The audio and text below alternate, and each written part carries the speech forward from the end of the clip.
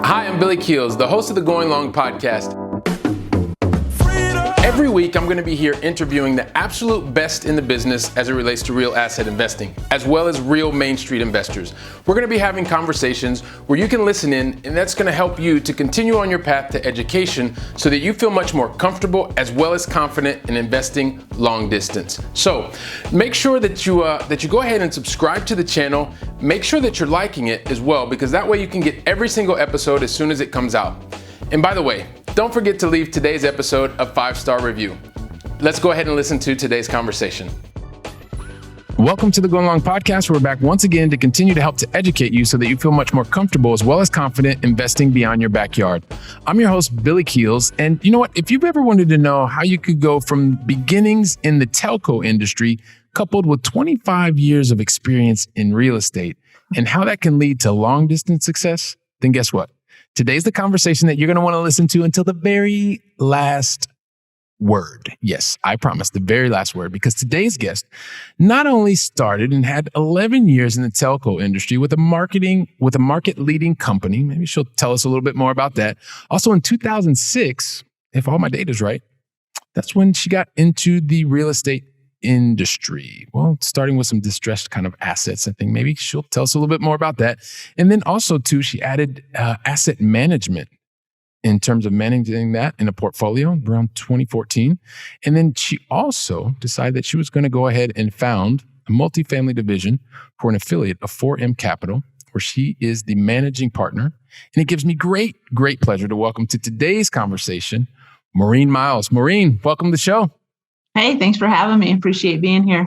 Hey, you know what? It's just, I love just having the pre-conversations, and just from the very beginning, the conversation with you, the energy is so awesome. The experience is amazing because the team has done so much understanding of what you've done, and really having telco, IT, you're really going to resonate with so many people. No pressure, Maureen. But no worries. We got this. I know. We got this. You definitely got this. So here we go. So listen, the thing is, would love to know, where do you live in the United States? So I'm from Connecticut originally, and I kind of split my time between Connecticut and Nashville, Tennessee right now. So all right. Mostly in actually Nashville right now. We're doing a small development in Nashville, so I've been there. But I enjoy Nashville. It's a great city. Nashville's a very, very nice city, and I'm sure that if you're doing it, it's probably not something small, but that's okay. You're going to tell us a little bit more about that later. Very, very humble. I appreciate that, and everyone here in the Going Long family appreciates it as well. So speaking of which, positive stuff. We love starting out with some positivity. So Maureen, what's the most positive thing that has happened to you in the last 24 hours? Well, I'm out in Utah. I came out for an event about, a week ago, and just decided to stay, which is cool with this business. You could do stuff like that, right? I do have a team that's working diligently, which kind of helps, definitely helps. But I'm out here, and some more friends just came out. So a bunch of us got this big Airbnb on the mountain. It's so cool. And so we just had a friend of mine that I haven't seen in a while. She's out here, and we're just we get in trouble. We have code words to shut down because but we have the most awesome time. She's just she's awesome. So I'm happy to have her, and just a bunch of us. There's about 6 of us out here, but I'm excited about that. Just having everybody together. It's cool. That is so awesome when you get a chance to get together with friends and just be in a different location, and you just get that quality time. I know I have some friends back stateside that when we get together, it's just kind of cool. We do get together and we can just talk about life, be real. And when you can do it in a place that is like Utah, then that's also too really awesome. By the way, if you're not watching us on this video version, and if you're running on the treadmill or something like that, at least stop for a second, because you've got to see the video version, because Maureen's got this really, really cool, really cool picture painting above her head. Maureen, do you want to tell us what that is above your head so that people understand? She's smiling. She's got an awesome smile. Yes, there's a moose in the snow above my head. I told Billy I was running around trying to find a quiet place to do this where there's internet and all the things we have to worry about. And I'm sitting here, and there's this giant moose picture over my head, but oh well, that's okay. Anyone who's watching it, you want to take a picture, and you can take a picture, put it on the internet, and tag Maureen and I pointing over at the moose head. So anyway, appreciate you sharing that with us as well, Maureen. And I talked about really, really high level, couple things about your journey, right? And it's almost impossible for us to cover your entire backstory. But one of the things that would love for you to share with the Going Long family, just to get us started off, is share your backstory in your words and really highlight anything that you believe is going to be really relevant for us to know about you, maybe some of the different decisions that you made to get to this point in your journey. And then from there, you and I will kind of see where we go from there. Sure. Well, I started, as far as multifamily and investing goes, I started back in '06. I bought my very first duplex, which actually we're just selling. I think we're closing this week on it, Friday. So I've had that sucker for a long time. Wow. Very first duplex. And I was working full time in the telco industry. I was in charge of some Asia locations. So I would work these off hours. So during the day, I would do real estate. I kind of turn into a pumpkin around 3 or 4 o'clock and then go do my IT job. So I did that for quite a few years. And so we used to buy the homes or buy the multifamilies, fix them up ourselves. So I can actually build a house from the ground up myself. That's where the experience in real estate comes in. I was a realtor. I know how to do construction. I know how to install windows. I taught my husband how to sheetrock and things like that. So anyway, we built up about 30 units in a portfolio that we renovated ourselves, then we managed ourselves. And I was like hitting a wall. Like I couldn't put any more time into it, and it wasn't enough to really replace my income. So we just kind of hit this point, and I decided in 2013 to leave my job. They had offered a package, and I decided to take that package and try to go after the bigger stuff. So I had taken a private money course because I had some investors that wanted to invest in the little stuff with me because we didn't have a lot of money. I didn't grow up with money. My friends and family don't have money. So it's not like it was an easy road. We really scraped and pulled together for our first deal. But at the time, you could kind of sign on the line. So back in '06, before the crash, so, but then in 2009, 2010, the deals were just left and right. Things cash flowed like crazy. So I had some investors that I'd met through our RIA that wanted to invest. So, but that journey led me to understand what syndication was and how you could do large apartment complexes. And I realized I got really good at running the small stuff. Again, just doing it, still working my full-time job. I was just really busy, but I realized it was either, and I'm sure other people can figure it out. I just couldn't figure it out. I couldn't figure out how to do it locally. In our market, I say you don't create the market, you work within the market. And in Connecticut, a lot of older properties, a lot of smaller stuff. So it wasn't an ideal market for growing I like whenever I'm into something, I'm all in. So we started looking in some other areas, Charlotte, Atlanta, things like that for the larger properties. So anyway, I did end up leaving my job. It took about a year to get the first deal done. Many kind of different partners I kind of danced with a little bit that ended up not coming through, which was a blessing in disguise. And then I clicked with a partner, and me and him, we had bought, I think together we bought about 1,500 units or 1,000 units over the next 3 years. And then in the last 7 years, I've bought about 3,300 units now. So, that's kind of the basic of my story. That's the basic of your story. And also you have a family and all that kind of stuff. So you stay very busy, right? This is just the real estate stuff, which I think is also important for people to know that we love real estate and real assets and all that kind of jazz, but there's also another part of our lives. And you talked about the professional stuff like that too. So appreciate you sharing that with us. One of the things that, as you know, like I love talking about being able to invest long distance, not just exclusively that, but can you give us also too an idea? Because you're talking about Connecticut, right? And I'm here in Barcelona. I don't invest in Barcelona, never have, and thank goodness I don't know if I never will, but I never have up until this point because I've never seen anything that made sense for me. But can you give us a sense also too now geographically, kind of what locations you're in? You talked about a little bit of it before, but help us out. Sure. So I started in Atlanta, which was a great market. At the time, people were like, why are you buying in Atlanta? I'm like, just wait for it. Like the jobs are coming. And then it ended up blowing up. Right. So I'm in Atlanta, Georgia. We're in several cities of Georgia now, and Indiana, Tennessee, and also Texas and Connecticut. I still have a couple little sprinkle of properties in Connecticut.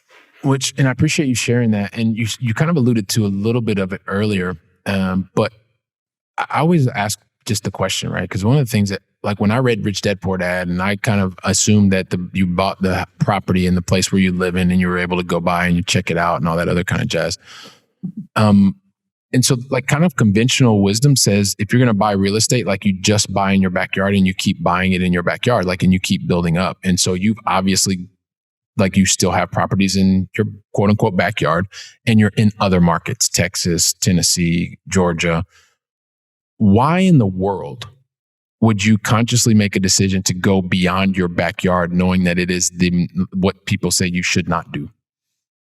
Yeah, it's funny. And I think people can be successful in their own backyard too. But for me, I'm definitely type A personality. I mean, I was on top of those properties, but it was burning me out. Like, so when I started investing in Atlanta, I do remember the very first deal. I was scared to death. First time I raised like a significant amount from other people. It was over $1 million, which at the time was huge to me. And I remember like looking at that complex and like standing in the driveway, and I'm thinking, okay, I can run this sucker myself if like all else fails, because I had never used a third party manager. I had never relied on anybody. I was going to be living, I don't know, 1,500 miles away. And, but it actually ended up helping me quite a bit having that distance, because I did learn how to use a third party manager. I did use how to kind of manage the manager, asset manage, as they say. And I would still go down and visit, and was probably way more involved at that point than I should have been. I probably tortured those people a little bit, but it's okay. You have to make sure the deals run right. But that it was actually a blessing to do it so far away, because the scale, because I picked a market with scale. I mean, Atlanta has a huge amount of apartment complexes, so way more than I could have taken advantage of in Connecticut. The cap rates were correct. I felt the market was emerging. So, we follow the jobs. We look where are the jobs going, where are the people going. That's what you want to follow, or at least that's our strategy. I was able to just like rinse and repeat at kind of a fierce rate compared to what I never would have been able to have that many units in Connecticut and kept my sanity. And I don't know if it would even have been possible to do that. The other thing I want to mention too is with the larger properties, the banks is a lot different. If you're just holding smaller properties, you don't really know till you cross over. But I had a 4-unit I was trying to refinance in Connecticut.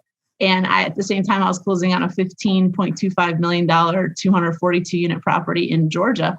And the one in Georgia, here's $15 million. We're saying, okay, no issue at all, not a thing. And that 4-unit I had was such a pain in the butt. And they ended up not doing it. I like inserted this S corporation just for tax reasons through it. And they're like, oh, your 2 years of, trailing income hasn't continued. So, exactly through the same companies, so we can't count it. And I ended up just selling it. The other thing I want to mention too is when we were closing on that $15 million property, my phone was blowing up because somebody was parked in front of the dumpster at the 4-unit property. And my business partner, he's like, "Are you serious, Maureen? Like, what are you doing?" I'm like, "Oh, like."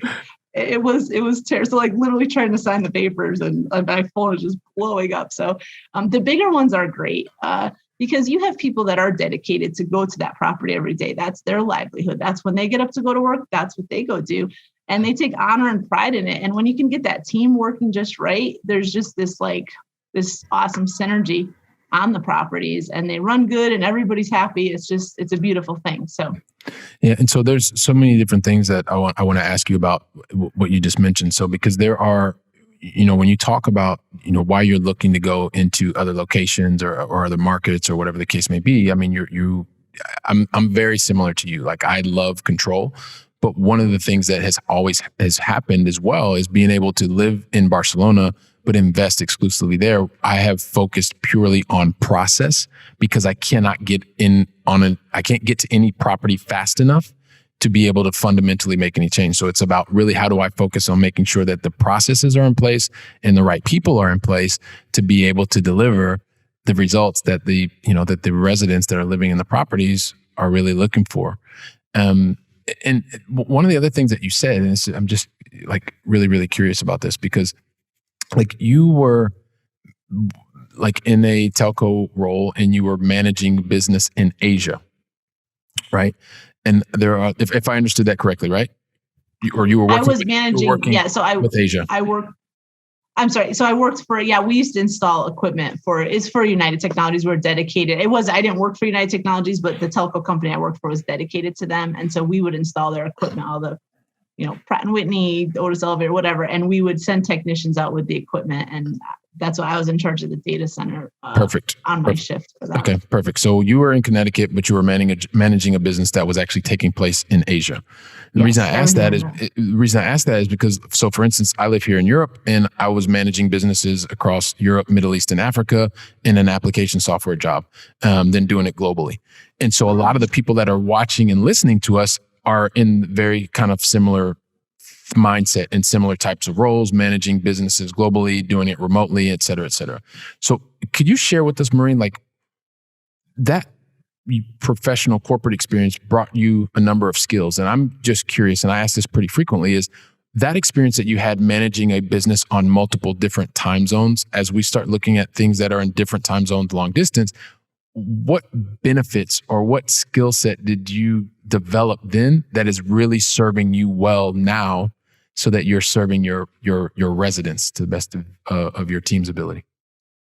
Yeah, really, it's about the team, and you start to learn, like through the corporate world. I learned a lot about personalities and the type of people, and so now that I kind of gotten out of that, and I have somewhat of a control over, I have control over, who works with me, who's on the properties, things like that. I realize how toxic people can ruin stuff. I understand, like when you get a team, you never want it to be a competition. In my telco, I feel like a lot of the team is almost a competition of who can do less, which used to drive me insane. Like I want to get it done and move on. Like that's just my attitude always. And it was like, how can we toss this thing around to get the highest, points on our efficiency or proficient? It was just like, let's just go in and get it done.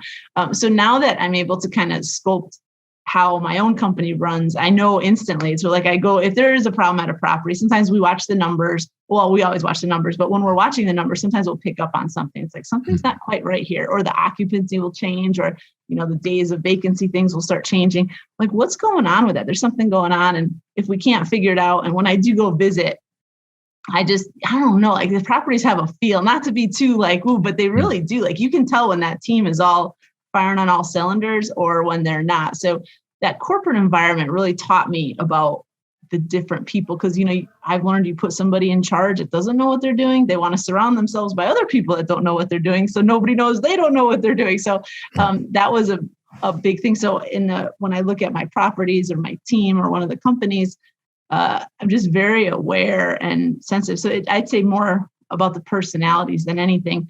And also processes and procedures. I'm the fire putter outer, even at my corporate job. That's what I did. When things got to me, it had to be fixed. Like there wasn't people I could rely or like give it to. It was me. So, but that served me well because it's just, that totally served me well, because there's processes and procedures, but I'm not the one that typically can like set them and put them in place. So I have great team members. I have a business partner now who's very structured. And so in this business and whatever you're going to get into, you find out what your strengths are and find partners that have their strengths. And an epiphany for me was, I was like, wow, the things I hate doing, there's actually somebody out there that loves doing it. I'm like, what? Like seriously? Because I feel bad about giving certain things to people. I would do it because I hated doing it. I didn't want to put that on anybody else.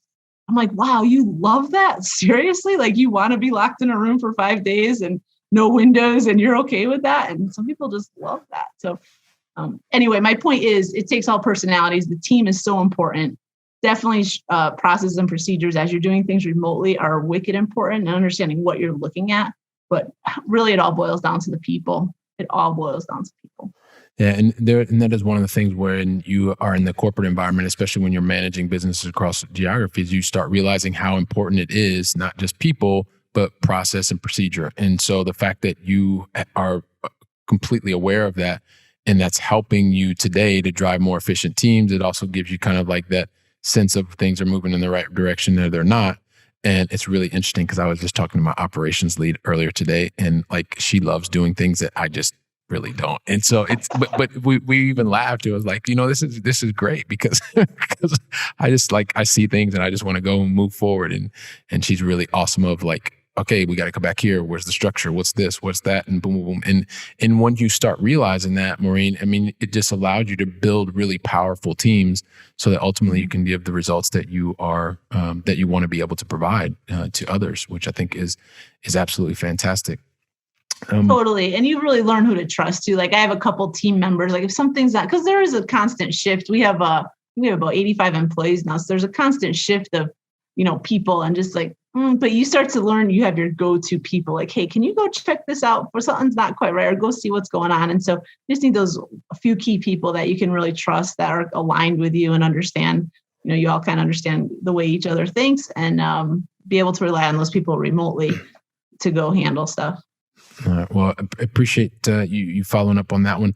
And I want to pick your brain on just with the vast experience that you have, because a lot of people that are, multiple six-figure salary earners and they're listening to us and they're in their day jobs and some of them are on the treadmill and they're getting ready to do whatever they're getting ready to do whenever they're doing it.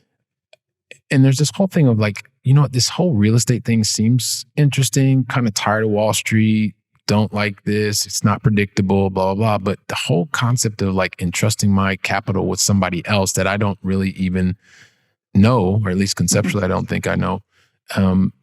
I guess one of the things I've always found is that that kind of happens in someone's mind until they can actually meet someone. But sometimes you don't know what you don't know. So I would love for you to help share with us, if you're that really busy, high-paid professional and you're thinking to yourself, well, there's this operator that's working with the syndicator, but I just need to kind of understand if the operator knows what they're doing, basically vetting people and due diligence. What are some of the things that you've seen that can help someone who is just about ready to make that move towards, passively investing with other people, but they don't know what kind of questions to ask or vet an operator or a syndicator for that matter? Yeah, I see. So as I learned about this business, I did a lot of networking. So I know a lot of people that kind of started really with nothing and have built up this business. But I would, if you're a passive investor, I would say whoever you're giving your money to, find out who the other sponsors of the deals are and what they've done, because that's so important. Because they may trust, Mike, but then Mike may just, who's the money going to, who is the actual team and what track record does that team have? And that's so crucial. When I do see a mistake in it or somebody that's kind of regrets making an investment like that, it's because they know the person, but they didn't realize it was, the next step of that, or who the team was had, blew up some deals or, maybe wasn't the best. So I would recommend really knowing who that team is and have they worked with them before? And how are those properties doing? And are these all the properties of all the general partners, we call them, that's in our structure, the GPs, and just really, really looking at that track record. And me personally, I like a smaller team as far as the ones that can make decisions because, sometimes people get together and they're like, oh, we're going to go start to be syndicators, and they'll have 5 people all together that are best buds. And, it's great, but nothing ever gets accomplished or, there's just too many hands in it as far as in my opinion. Some people love it, the more the merrier. But I found that I was more successful and able to control the deals more with just usually it's typically me and another partner. And I do think you need someone else in there. I call it hit by a bus theory. So anybody in our team, if we get hit by a bus, it has to still survive. Everybody has to be safe. So just think about all that. What do they have key man insurance? What is their default? If people are investing in me, if I get hit by a bus, what happens? So that's an important question as well. And then, what is the track record? And let me see every deal you've been a part of, not just the one you're showing me right now with the, painting a beautiful picture. What else have you done and how long have they done it? Are they experienced in it? And that's key. And then what else do we have so I have my own funds now that I can back up any problem, or if there's any issue, we never go to our investors, never have capital calls, anything like that. So that's an important question too. Is there a potential of any capital calls? Because some will have them, some don't. It just depends on their philosophy, but that's another good question. So, and I'm going to ask you to unpack the capital call because it's something that we've heard over. But and rather than me tell what it is, I'd rather you tell what it is. But also too, I just want to highlight one of the things that I enjoy about and like what you said and share with the Going Long family is this whole concept of control. And it's really important for the Going Long family because I want to pick up on this point because what Maureen is saying is absolutely crucial because there's a very different thing between equity, ownership, and control. And so really to be able to understand that, one of the things when you're asking these questions of your potential syndicator, or if you have the opportunity to ask an operator, because some people want to know both if they're different figures, but is to really understand the difference between equity, ownership, and control. Because to Maureen's point, when decisions have to be made, is it easier to have one person or two people making the actual executive decisions, or do you have to go to a committee of 5 and think about what that could potentially mean for the $200,000 that you've placed in this potential deal? And is it actually best served in terms of being able to make decisions and doing it in a quick or a timely fashion, I guess is one thing I would say. So, Maureen, and just because like it's come up a couple of times, and it would be great if you, because some people may be like, she's capital call? Like, what does that mean? Like, what is that? And so tell us why most people never want to hear about a capital call, please. A capital call, I mean, to me, and no disrespect to anybody out there, but it means like somebody screwed up and didn't have things anticipated correctly. Knock on wood, I've done 20 syndications now. I've never had to have a capital call, which is good. But it's basically a capital call is something happened. Either you didn't raise enough money for. We raise our capital expenditures ahead of time, which means if we show up to a property, and I love. One of my little niche, or my niche is, I say I like a property with the right things wrong with it. So we make really good returns and good money because I don't look for the average property. I like something with something wrong that I can fix. And that's really where they call it value add, or there's some different, well, we've done some really hairy deals. But anyway, my point is that if there's something like parking lot's a good example, parking lots could be $300,000 or $400,000. And if I didn't plan for that ahead of time, and I didn't have the capital for that or a construction loan in place that I was going to use for it, if the town just all of a sudden pinged me on paving, or roofs could be expensive, things like that. Then what they typically would do is go to all their investors. And if there's 10 investors, say, hey, everybody has to cough up 30K. And it's like, wait a second, I put $100,000 and why do I have to cough 30K? Well, because we need $300K to spend. So I never wanted to do that. Especially when I was getting in this, like I really didn't have any. I said my first deal, my business partner said, hey, can you pay the video guy? Like it was $750. And I'm like, how am I going to tell this guy I don't have, like, I literally didn't have $750. Like my credit cards were maxed out for some of the real estate education I was doing. And, I was doing I didn't work at that time. It was not even paycheck by paycheck, but just hustling to make some money. I sold stuff on eBay. I did all kinds of stuff during that year. It was actually a lot of fun, but back to capital call. Sorry. That's the thing is you could actually get a call and say, hey, we need more to fund this or that. Some of my friends had a deal where it had an elevator and the elevator failed. An elevator is not a cheap thing to replace. No. And they ran into stuff with that. So I would say how much capital is raised for the deal? What's in place? Is there going to be a capital call, or what's the potential for a capital call? When's the last time did you have a capital call? Would be a great question too. Perfect. And love that. I mean, very actionable things. Like number one, what is a capital call? It's like, just like Maureen said, hopefully you never hear that there's a capital call, but a lot of times when you're going through the PPM, you can see if there is a provision in the document that allows for capital calls or not. And if so, Maureen's just giving you a great question to ask is, when was the last time you had a capital call? Just to be able to suss that out, and it's part of the vetting process. When you are going to place, capital into a deal, it's, you have the right to ask these types of questions. So appreciate you talking about that, because once again, this is helping to educate also to the Going Long family. And, one of the things that you said, I think if I understood it correctly in the very beginning, and this is something that a lot of the people that are listening and watching us also fall into this category as high paid professionals. And I think you said that you had 30 properties and you were still working your day job. Because 30 units. Yeah, 30 units. Yeah, sorry, 30 doors, 30 units in Connecticut. And some people would say, well, wow, if you like at 10 units, you could be free. Like you can just move away and you can just retire on 10 units. Like some people would say that. And then there are people that continue to work because at 30 units, fortunately, you're probably in a type of role that compensates you for the time that you spend in that type of a role. And there could be this kind of, I don't know if it's a this like hamster wheel that says, well, maybe I'll never leave. Now, you mentioned earlier that you kind of had an event that allowed you to leave. But I'm just curious, and it's hard to say this, but like, how much longer do you think you would have stayed in your role had you not been given this gift of being, well, kind of let go to do something else? So no, I hear you and I understand your question. I'll give you. So I did the same thing. My journey, I used to have an hour drive each way to work. And so I used to listen to audiobooks all the time. I remember my husband saying, are there any demotivational audiobooks you could listen to? Because I'd be so pumped up by the time to get to work. I was so full of real estate and I'd have all these ideas.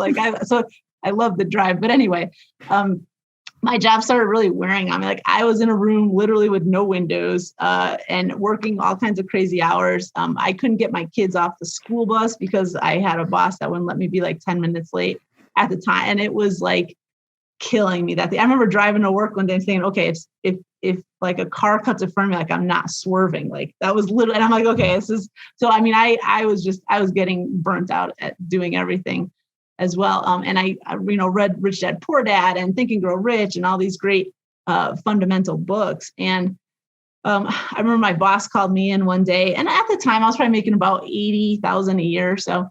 And my boss called me in and he said, oh, we have a restructuring going on and you're going to do the same thing, but now your title's this. And he's like, guess what? He's like, you're getting a $35,000 raise.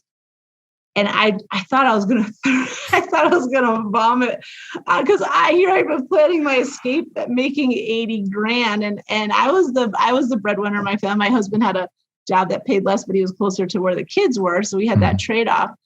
And I just remember him saying that. And then he says like, are you okay? Because it actually like was making me internally angry. And I had this angst and I can still feel it just talking about it. And I was like, it's fine. Thank you. And he goes, oh, most people are so happy. And I'm like, yeah, thank you. But I wanted out. Like I wanted out. I was like, done. I'm not most people. Yeah, exactly. I'm like, shoot, now I'm going to have to like plan this because you kind of, I knew we would kind of fall into living to our means. We lived to what our income was and just fall in that, like you say, the hamster wheel, or like 99.9% of the people are out there. You live to what you can afford. And, we had started thinking differently, but the 30 units too, it depends what markets you're in. At the time, I had a partner, they funded when things, and when the recession hit, I did have somebody that would come in.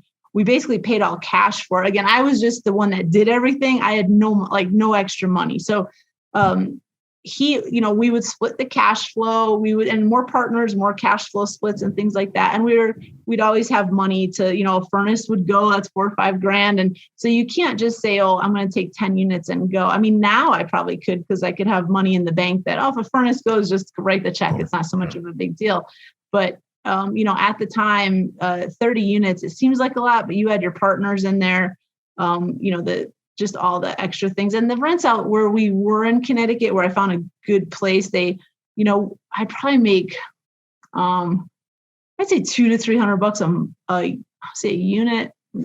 Yeah, probably a unit off that in my pocket, maybe 150 by the time I was done with everything. So it's not enough money to say like, oh, I'm going to let go of my career that I've, have all my certifications for and everything. Have kids that are still in school and, a house to live in, so it's not enough. For me, it wasn't enough. If you're don't have other people relying on you, much different story. Like right now, my kids are grown, they're in their 20s. So different story. I could probably live on 10 units, we would have everything maxed out with the highest mortgage we could have. Or like I said, I had partners that would pay cash, but I owed them a decent amount of, the debt carry cost on that was expensive too. So, but I've gotten that question before. It's like, you couldn't survive off 30 units. Like, nope.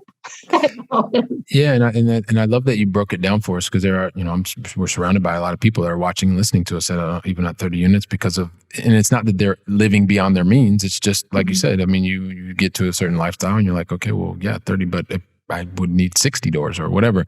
But just to be able to tap into that mindset and understand kind of where it is, it helps us to also recognize like you're not alone. Don't worry. Like there are other people, and there sometimes you need to even go beyond that, or you need to look at other avenues, or how can you expand? And sometimes it's not about doing it yourself. It's about being able to also look at who else are the world-class operators that are doing this, because you still like your day job. So if you want to keep doing that, keep doing that. At the same time, you want to have a quality of life, and there are other ways beyond the stock market that you can actually accomplish that. And so maybe pivoting a little bit, and before we get ready to get to the going long final three, I know what you're doing at Forum Capital. Would love for you to kind of help us understand, like, who are the people that you are serving today at Forum Capital, and how do people typically find out more about you and what you're doing? Sure. So one of the things I learned to do is we have different investors for different types of projects and different timelines. So we have investments for, I have some like retired people that they just want that cash flow. That's what they're into. And then I have my high net worth earners, who typically my doctors, or like you say, the IT people, where they're earning a lot of money. They don't want to be taxed. We have things where we do cost segregation and different tax incentives for them. So, it's building, it's appreciating the asset. And then, we throw depreciation in there, and they get returns, but the tax consequences are lessened. Where again, the retirees, they just want, I say it's kind of like a tank versus a Corvette kind of thing, where, the retirement people love the, just steady. They get their every quarter, they get the same check. They know exactly what they're getting. And they actually get mad at me if I sell a property. And even though in the back end, they make a good return too, but they're like, why, Maureen, why? Like, I love my check. I'm like, okay, I'll find something else. Don't worry. And so that's kind of like how we get into different markets too. Like Midwest market's a little more slower. Atlanta was like a hockey stick growth for a while. So we have different investments for different types of investors based on what they need.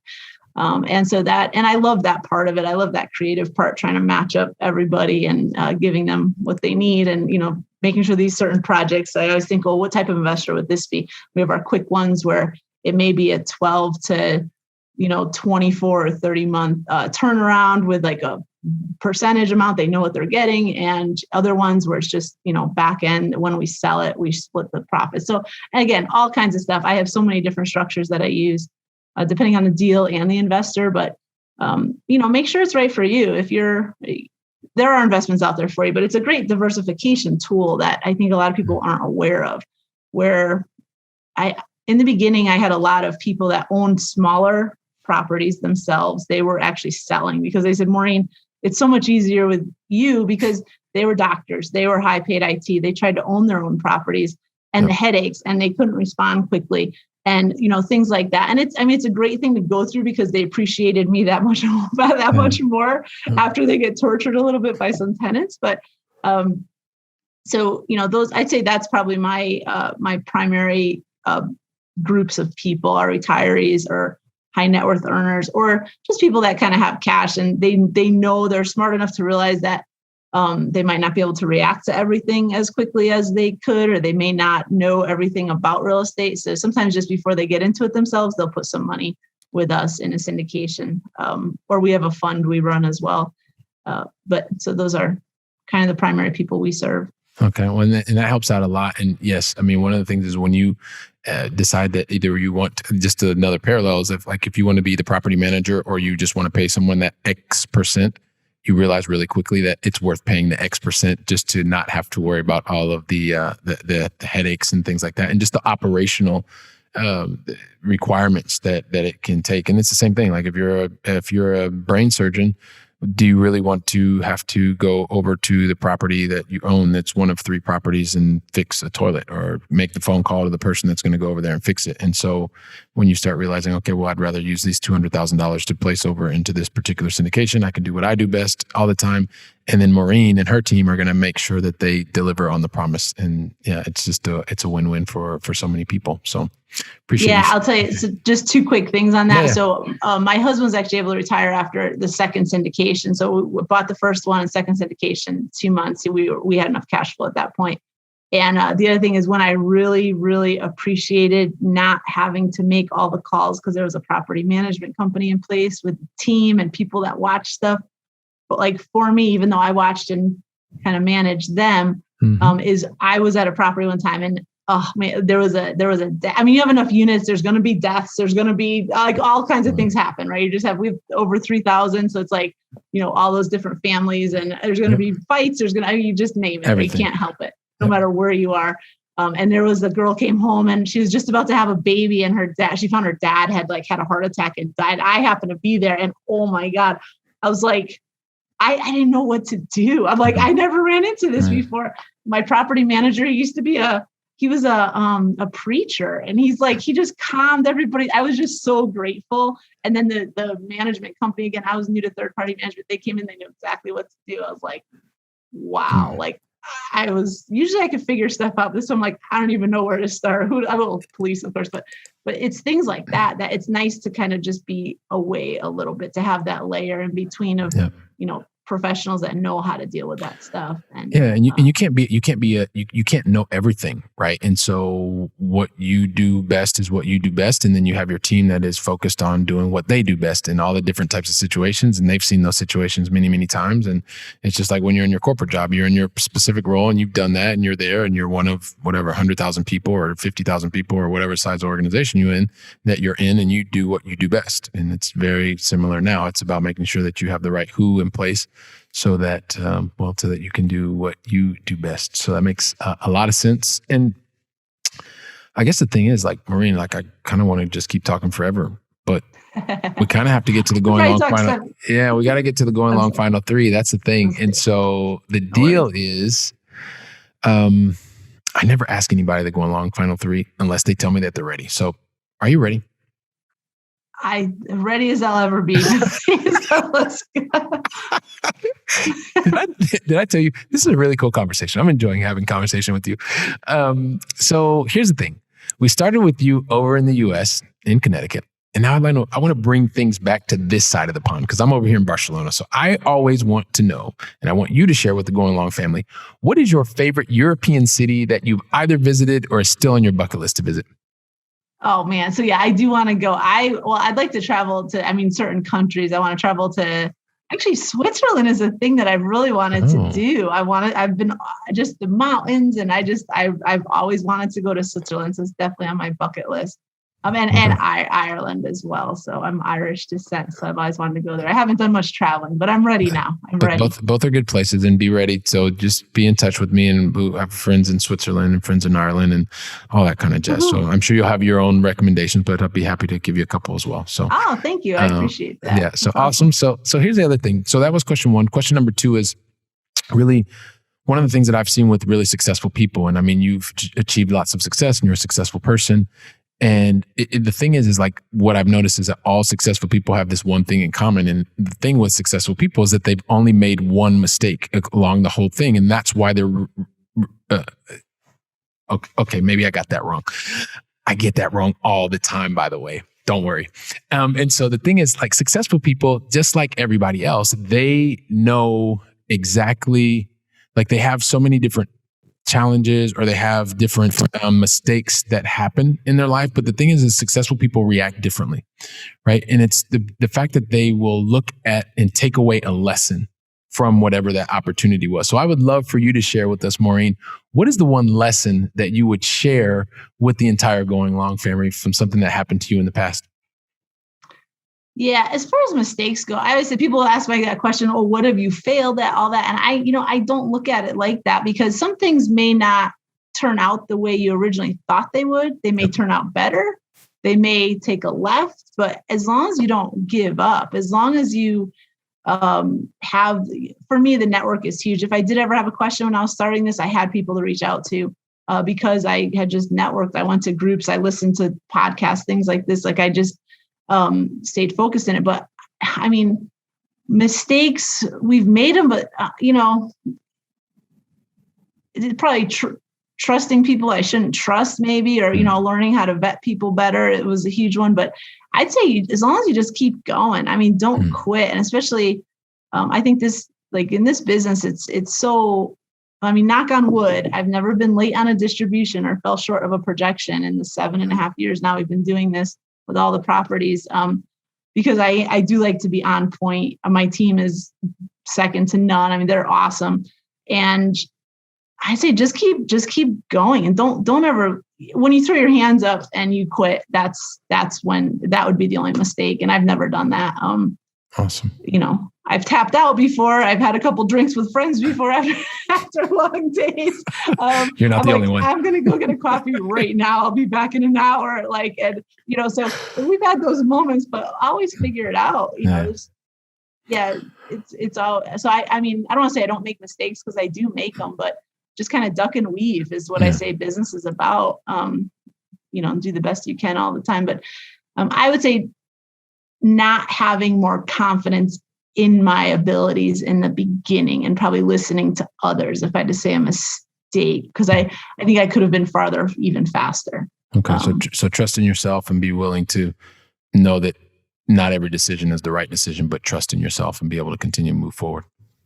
Yeah. And just kind of see, what else can this mean? Okay, well, we thought we could put a pool here. We can't put a pool here. And, what else can we do? Oh, we put this great playground and it's awesome. So did we fail at putting a pool in?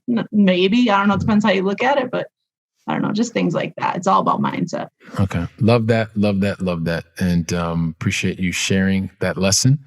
And I guess the last question of the Going Long Final 3, Maureen, is really about being able to feed our brains. So I know that you like to listen to books, and that's something that's big, important for you. And so I would love for you to share with the Going Long family, what is the one book that you would recommend to us?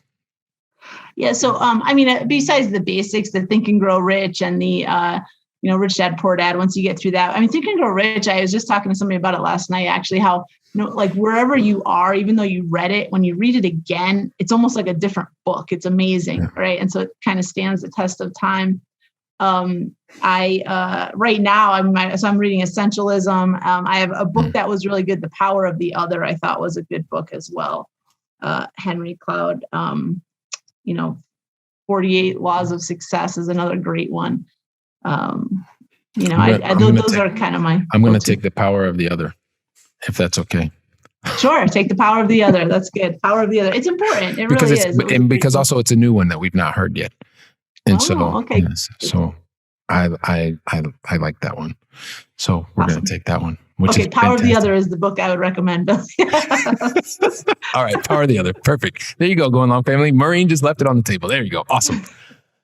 Wow, Maureen. So this has been just a phenomenal conversation. As I mentioned in the beginning, just love your energy, your experience, the fact that you've been able to take it from, really talking about managing a business on a different continent, doing that in the corporate structure, being given this gift to, move out and find what it is that you were gifted to do, and to be able to impact people and be able to impact other lives, to be able to lead strong teams and be able to do that with an asset that will allow you to even hang out in Utah with a cool picture of a moose over at the top of your head. And once again, y'all should be checking us out on the video version, because the moose is just way That's funny. Cool.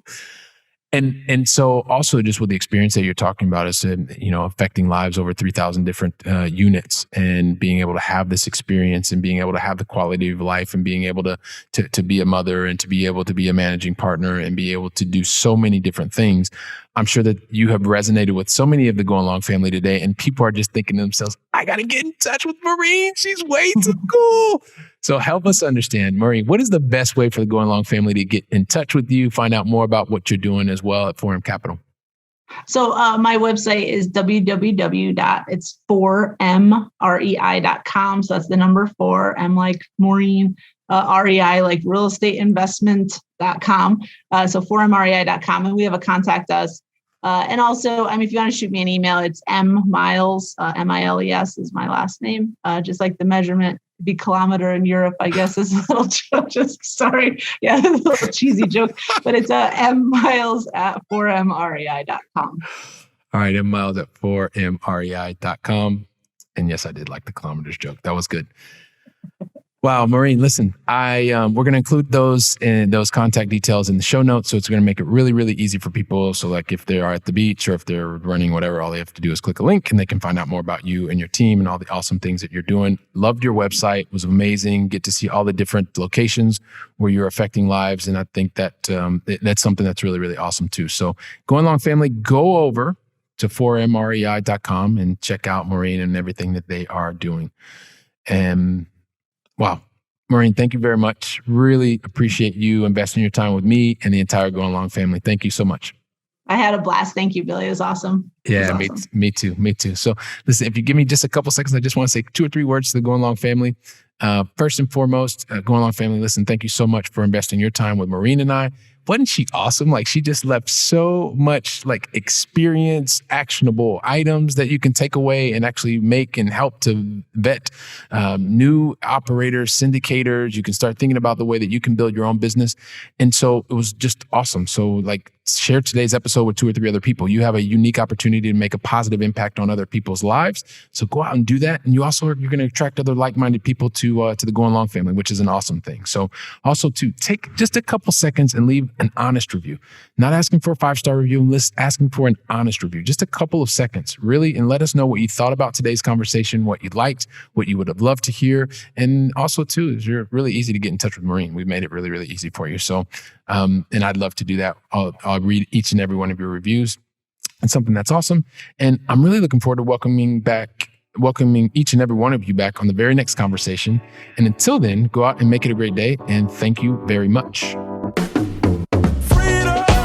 Wow, don't you love hearing from top-notch experts in the field? You know, when I was getting started, I really wish that I would have had access to such experts. And even more, I wish they would have given me like a really simple list of things to follow so that I could have gotten to my goals much faster and been much happier even sooner. So that's why I've created for you the 7 things that you should avoid in order to be successful in long-distance investing. And you can pick that up really easily by going to billykeels.com/7 things to avoid. And also, if you liked today's episode, don't forget to leave a 5-star review. I'm looking forward to seeing you on our very next episode, so go out and make it a great day.